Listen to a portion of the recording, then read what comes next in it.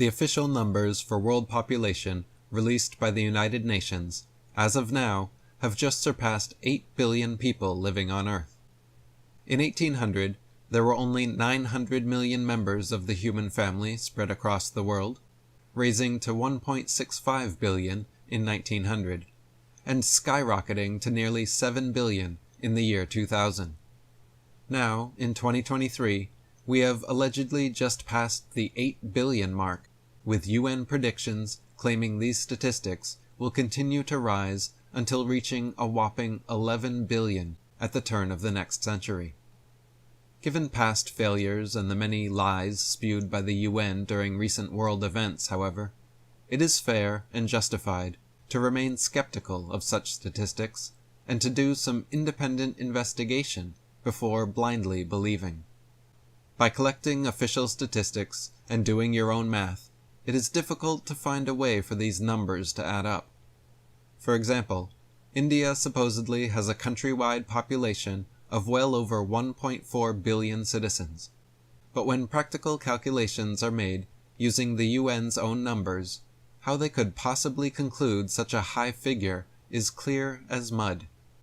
Taking their official figures of populations from the largest 300 cities in India, from 12.4 million in the biggest city Mumbai to just over 100,000 in the 300th placed city of Aurangabad, and adding them all together, that barely accounts for 200 million of this supposed 1.4 billion. That means we are meant to believe that the other unaccounted for 1.2 billion Indians are somehow spread out across tiny towns, villages, and the countryside? If all the 300 places with the largest populations in India taken together only account for 200 million people, it is statistically and geographically impossible for there to be another 7 times this number mysteriously hiding out in the remaining small towns and villages with populations all lower than 100,000.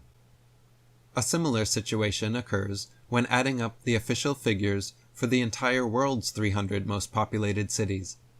Taking the UN's own official statistics, from 24.1 million in the world's largest city of Shanghai, China, to only 361,000 people in the 300th largest city of Beirut, Lebanon, the combined figures only come out to approximately 1 billion people. Even after adding all the statistics calculated for surrounding metropolitan and suburban housing areas around each city, the total only amounts to around 1.5 billion. Where are these other alleged 6.5 billion people hiding? If the world's largest urban and suburban populations combined only total 1.5 billion, are we honestly meant to believe there are quadruple this number living in rural areas?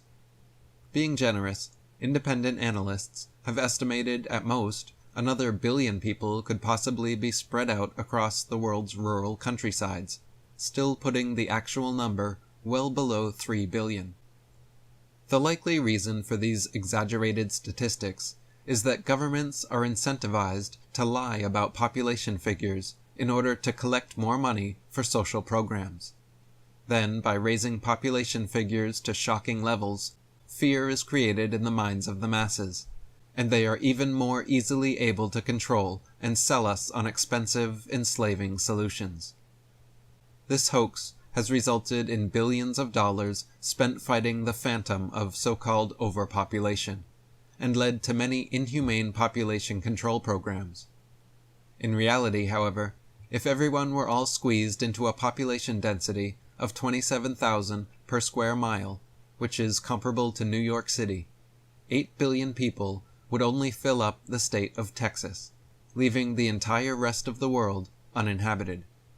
Thus, the idea that Earth is dangerously overpopulated and governments need to take drastic measures to combat the issue is another paper tiger attempting to scare us into submission.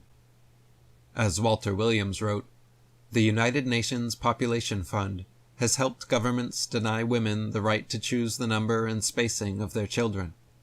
Overpopulation concerns led China to enact a brutal one-child policy.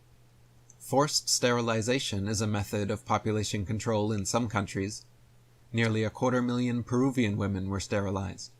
Our government, through the UN Population Fund, is involved in population moderation programs around the world, including in India, Bangladesh, Pakistan, Nigeria, Mexico, Indonesia, Brazil, the Philippines, Thailand, Egypt, Turkey, Ethiopia, and Colombia. The greatest threat to mankind's prosperity is government, not population growth.